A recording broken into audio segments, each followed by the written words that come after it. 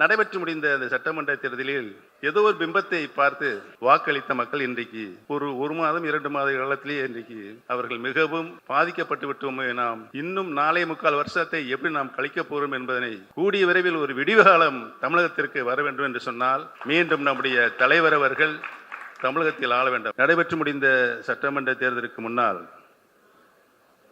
கழகத்தினுடைய உடன்பிறப்புகள் அனைவரையும் ஒருங்கிணைக்கின்ற நிகழ்வாக மதுரையில் ஒரு இணைப்பு விழா நடைபெற்றது.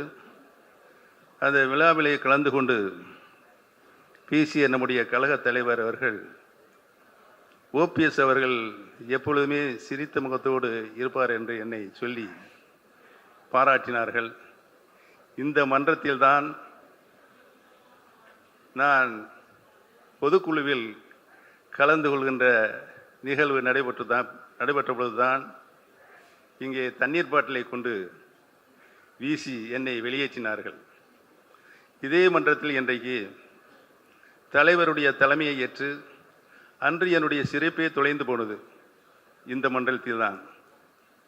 என்றைக்கு தலைவருடைய தலைமையை ஏற்று திராவிட முன்னேற்ற கழகத்தில் நான் இணைந்தவனும் தொலைந்து போன என்னுடைய சிரிப்பை மீட்டு தந்தவர் நம்முடைய கழகத்தினுடைய தலைவர் அவர்கள்தான் என்பதனை நான் இன்றைக்கும் நன்றியோடு தெரிவித்துக் கொள்ள கடமைப்பட்டிருக்கிறேன்.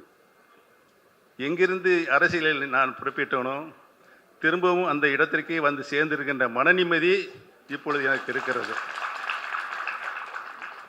அந்த வகையில் திராவிட முன்னேற்ற கழகத்தினுடைய தளபதியாக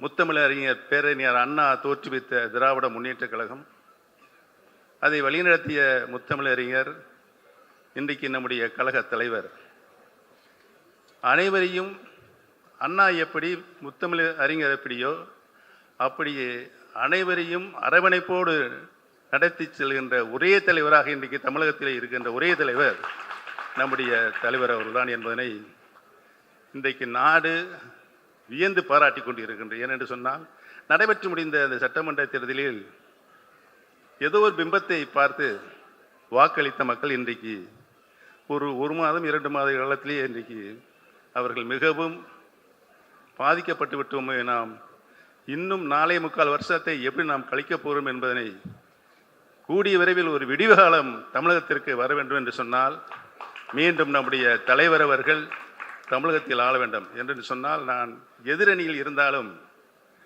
அவர் அனைவரையும் அரவணைத்து செல்கின்ற பாங்கையும் பார்க்கின்றேன். ஒரு இயக்கத்தை எப்படி வழிநடத்தி செல்ல வேண்டுமோ அதையும் பார்க்கின்றேன். நிர்வாகத்தில் முதலமைச்சராக இருந்து கொண்டு அவர் எப்படியெல்லாம் ஆட்சி கட்டிலில் அனைத்து தரப்பட்ட மக்களையும், அனைத்து தரப்பட்ட கீழ்நிலையில் இருக்கின்ற மக்களிலிருந்து மேல்தட்டு மக்கள் வரை யாருக்கு எந்த பிரச்சனை வந்தாலும் அந்த பிரச்சனையை உடனடியாக தீர்க்கின்ற தலைவராக விளங்கினார்கள் என்பதெல்லாம் எண்ணி நான் வியந்திருக்கிறேன். அந்த வகையில் மீண்டும் அந்த பொற்காலம் கூடிய வரையில் மலரும் என்பதனை இந்த நல்ல நேரத்திலே தெரிவித்துக் கொண்டு, முதல் நிகழ்வாக இந்த நல்ல நிகழ்ச்சியில் என்னை வாழ்த்துவதற்கு அழைத்திருக்கின்ற அனைத்து பெருமக்களுக்கும் நான் நன்றி சொல்ல கடமைப்பட்டிருக்கின்றேன்.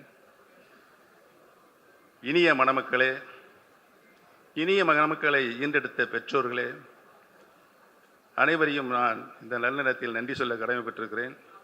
மணமக்களே, நீங்கள் ஒரு மிகப்பெரிய வரலாற்று தலைவருடைய குடும்பத்தில் இன்றைக்கு வழிநடத்தி கொண்டிருந்த உங்களுக்கு அவருடைய வழியை பின்பற்றினாலே நீங்கள் வாழ்க்கையில் மென்மேலும் வளரக்கூடிய ஒரு வாய்ப்பு உங்களுக்கு பிரகாசமாக அமையட்டும் என்பதனை இந்த நல்ல நேரத்தை தெரிவித்து அனைவருக்கும் நன்றி கூறி நன்றி, வணக்கம்.